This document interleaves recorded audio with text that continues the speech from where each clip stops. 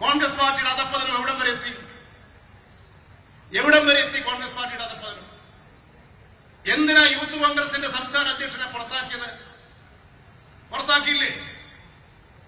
V D Satheesan അവന് നിയമസഭയിൽ കയറ്റില്ലെന്ന് പറഞ്ഞില്ലേ?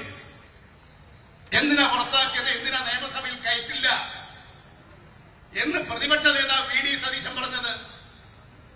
ഗർഭചിത്ര കേസ്, സ്ത്രീയെ ബലാത്സംഗം ചെയ്ത കേസ്, ആ നേതാവിനെയും കൊണ്ടാണ് നടക്കുന്നത്. ഈ കോൺഗ്രസ് എവിടെ എത്തി? നിങ്ങൾ എവിടെ എത്തിയെന്നാണ് നിങ്ങൾ ധരിക്കുന്നത്? ഈ അധപ്പതനത്തിലല്ലേ ഉള്ളത്?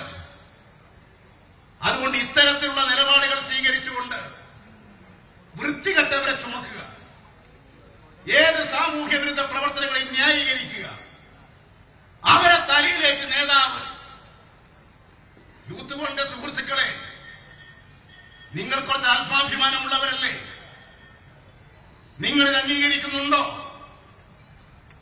ഈ കോൺഗ്രസ് അധ്യക്ഷൻ, യൂത്ത് കോൺഗ്രസ് അധ്യക്ഷന്റെ ഈ വൃത്തികെട്ട നിലപാടിനെ നിങ്ങൾ അംഗീകരിക്കുന്നുണ്ടോ?